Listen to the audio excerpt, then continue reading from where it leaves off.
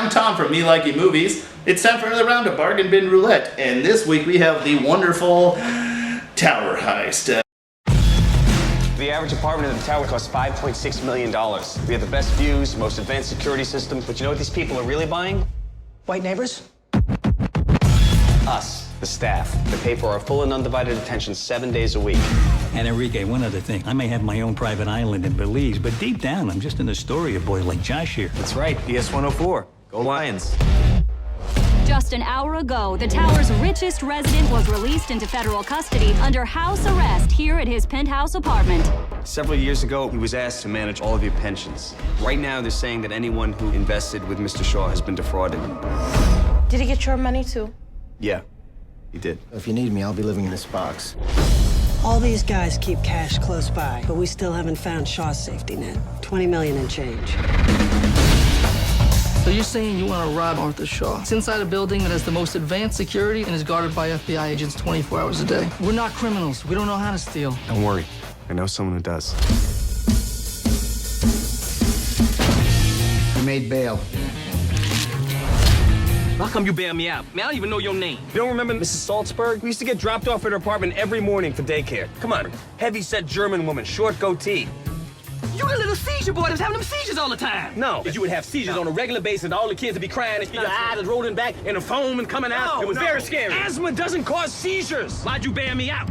Because I have a job. Oh, little seizure boy won't try to rob somebody, huh?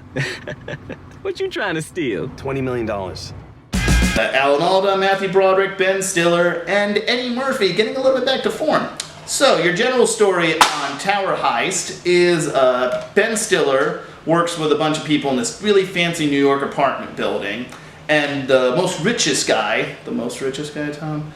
The most richest guy, Alan Alda, actually handles all of their 401k accounts and finances as a favor, because he's the nice rich guy of the building, until of course he's taken in by the FBI for, money embezzlement, basically all that stuff that the big shots on White Street, political commentary, on Wall Street actually do. So basically all the workers at the place are completely screwed out of their money, but the thing is, the FBI cannot find out where this rich guy's money is at, so the people working at the tower, who basically have lost all the money, say, no, we're going to steal your money, hence, is going to be a tower heist. That's your general story. It's pretty average, doesn't really reinvent the wheel, but, it's half decent, so it's okay. So you know what I'm going to say?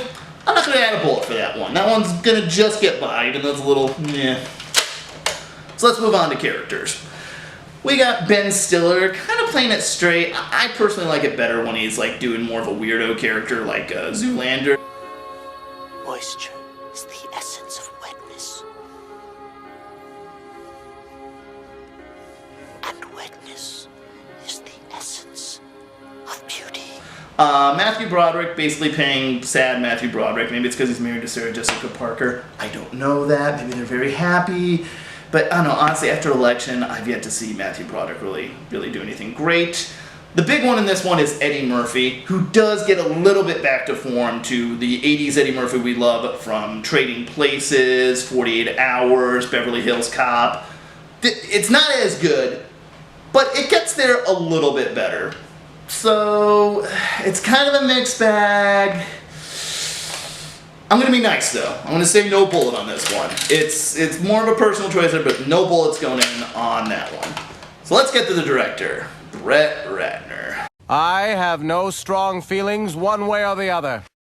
He is the one that the executives call when basically all they want is a movie shot semi-competently. They don't want any flash. They just want it to be whatever. And he always does. He always comes in on budget.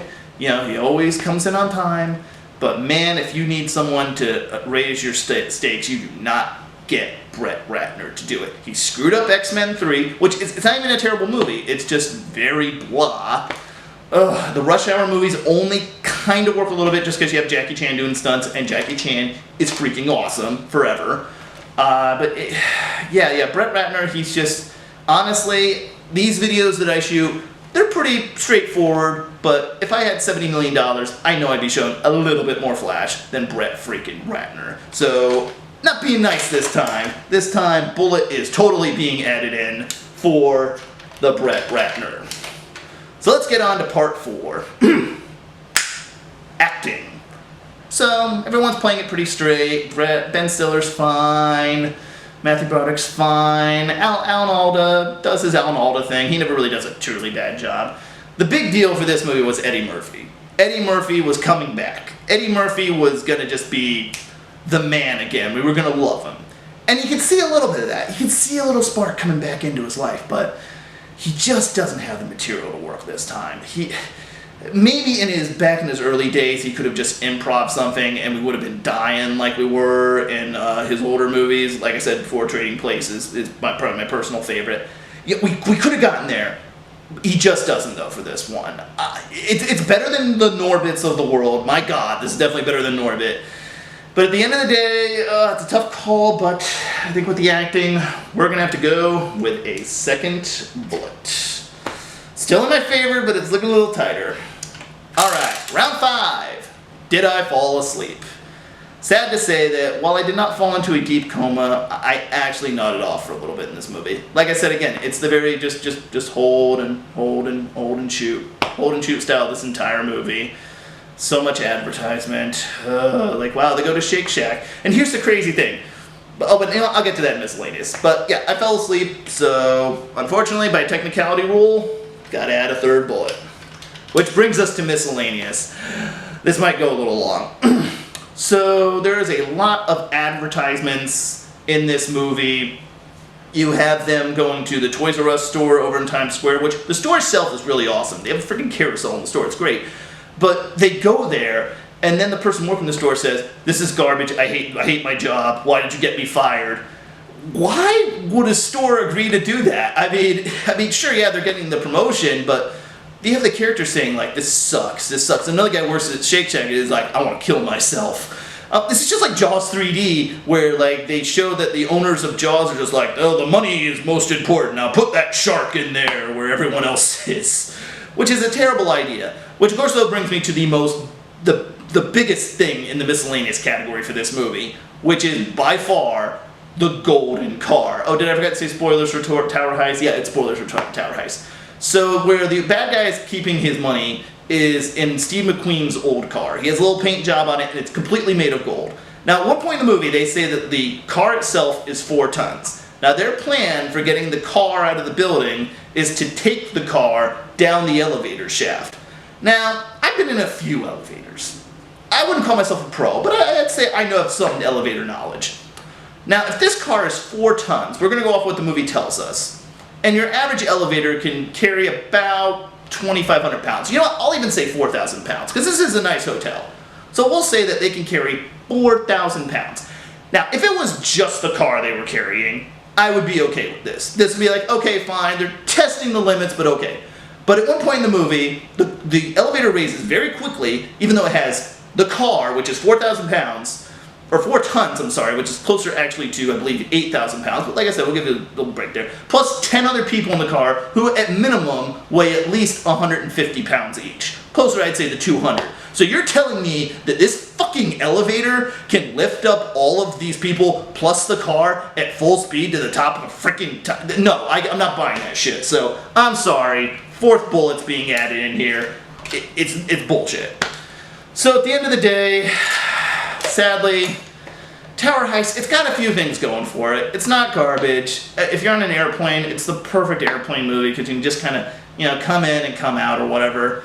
But I have a feeling this just isn't gonna be working out well for me. Well, from me, Likey Movies, this is Tom. If you like this video, please subscribe wherever I put the subscribe thing, or just write negative comments at the bottom. I mean, you can do what you want, but, you know, just, you know, be nice, or just go away. Anyway, see you next time. Damn it, can't even get a gun to work. See you next time.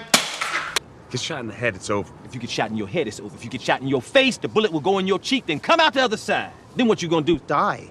I'm gonna die.